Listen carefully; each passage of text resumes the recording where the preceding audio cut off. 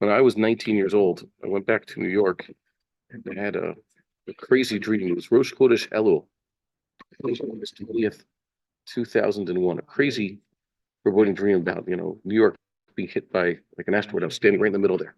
And I woke up in this crater in New Jersey and I had to walk all the way back. I saw New York on the horizon skyline and I had to walk all the way back. I survived, but it was just really weird. And if you could calculate, that was like a few weeks before September 11th. You know about September 11th? Yeah. Guys, yeah, of course, everybody. It happened before you were born, I guess. Well, Before I was born. it happened before all these guys were born. Okay. Either way, but still, for me, it's a formative part of my youth, and that was during the Intifada. What was the Intifada? Well, that started basically right around the High Holy Days of year 2000. Okay, Tufshin Samech Aleph, and I mentioned before there was a guy Grossman, unrelated, who was actually in a different yeshiva in Israel. I think he was in base. I mentioned before. I forget. I think his name was Tuvia Grossman. And Tuvia Grossman was set upon by a mob of Ishmaelite savages in the neighborhoods north of the Old City in Jerusalem. The base is in the neighborhood of the Yaakov, Base Yisrael. That's the name of the yeshiva. And it's basically a flip yeshiva, but a lot of American guys there, a lot of friends go there. Guys graduate from OJ go there. Flip yeshiva is where they flip guys. Oh, It was a thing. I think it was more of the thing that happened back in the day, you know. But you know what I'm talking about. become Balchuvas? No, no, no, not Balchuvas. These guys who grew up in Modernish land and maybe didn't really stick to the whole into learning and Judaism enthusiastically while in high school. Then they come to Israel and they straighten themselves out, but they also go a little bit farther, like overcompensating. So they become penguins, as we used to call them, or Oreos. That was a thing that used to be. I don't know if it's not the thing they do in Israeli yeshivas so much anymore, but still happens. It used to happen in Shalvin. There was like the guys who came from, total modern Orthodox background in the New York area, for example, and they'd become total Haredites for like 2 or 3 years while they found themselves. You've probably seen guys like that. Okay, that happens.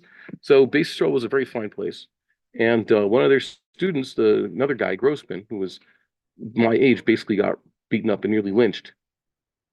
Delet, okay, and he became the poster boy for the beginning of the Intifada because the New York Times, Yimach Shemam, they put his picture on their front cover, like in the news, like unrest in the Jerusalem's old city or whatever it is, Intifada breaking out, and the picture that they had was a bloody Tuvia Grossman at wounded and everything, with a policeman standing over him, an Israeli policeman with a truncheon at the Paz gas station near Wadi Joe's.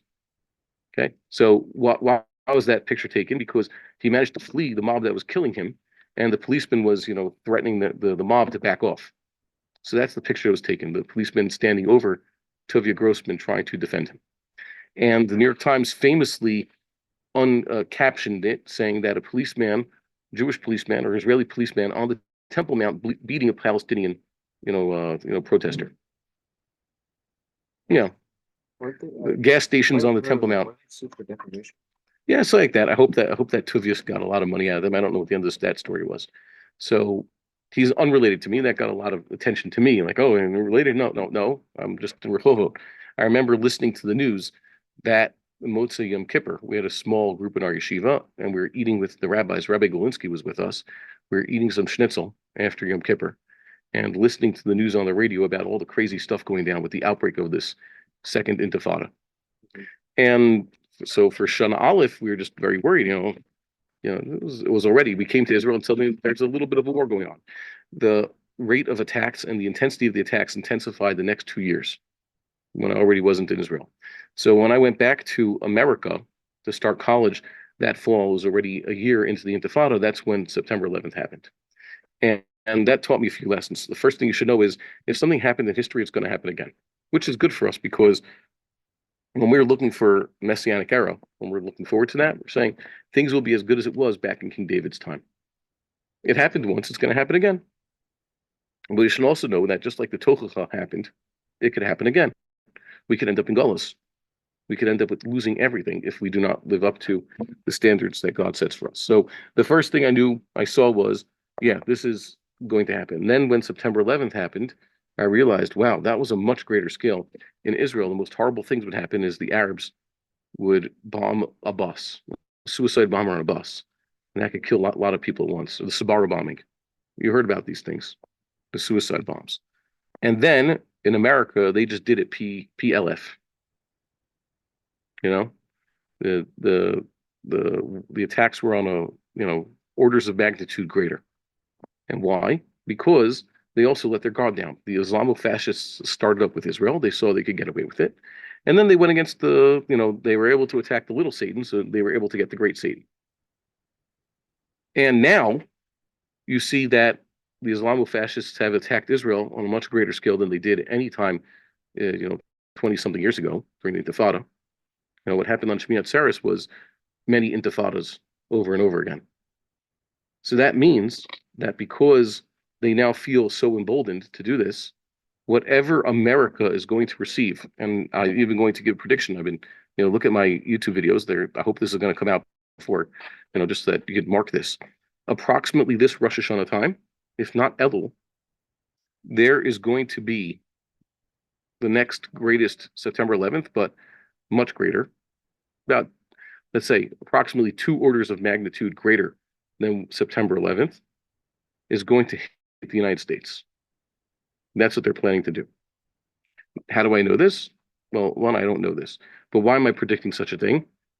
Because I'm just studying the pattern. We've seen this happen before. That's what's going to happen. That's what they're trying to do. And they have the capabilities for it. So mark these words.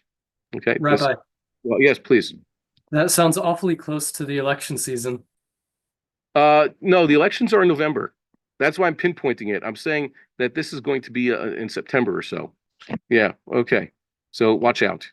Get out of America while you can. I don't know. I tell people in America you should come to Israel, and then they point out you're not exactly, it's not exactly a peaceful, situation here right now, right? It's a problem also. So we have to make Israel peaceful, and we have to win this war already. But in terms of day-to-day life, yeah, it's rather peaceful here. So like citizens. yeah, except every now occasionally they are attacking people. I don't know how it is. We're living in a bubble without, you just go a little bit beyond the bubble. There's a war going on Route 60. You can't drive up Route 60 now. There's a war between 3 factions. The bad guys, the Ishmaelites and the Amalekites, and the Jews who are defending themselves from them. Usually the long-paced people they call the hilltop types, even though it's not just youths. The youths are the foot soldiers in this battle, but it's all the people in the periphery settlements are under attack every single day by the Ishmaelites all the time, burning their fields, shooting things at them, firecrackers, rocket attacks. It's just going on. And the third faction is the army officially. The army, as it is, being commanded by Fuchs, who's just terrible. By the way, let's take a tangent for a minute. Why don't we say Yamach Shemo about fellow Jews, even the worst Jews? Why don't we say Yamach Shemo about them? You're asking me? Yeah, or the guys online. There's a few people here on Zoom. The whole Yibum. Yeah, because the whole Yibum thing. We even if, let's say, the worst Jew were to die, Yamach Shemo means without children, means no memory. So his brother would have to do Yibum for his wife, and that would continue his name. V'lo Yimach Shemo. Okay, so we have a Torah system in place that no Jew has a Yamach Shemo attached to them. So Shem Yisraim Rishayim Yerkaf. So now there's a new commander around here, and basically their job is to make sure that the Jews are under steady attack and not defending themselves, and don't use the army in any way to eliminate the threat on the Jewish people who are just trying to live peacefully. So that's a big problem. That's a war going on here. The north of the country is basically 100,000 Jews in exile. It's being destroyed, house by house.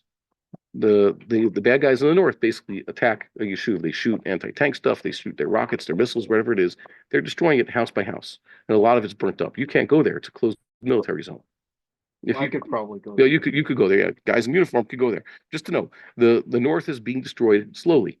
It is bereft of its people, and it's being destroyed. That's exactly what the Nevi'im prophesied. Your land will become desolate, and you won't be there, Galus.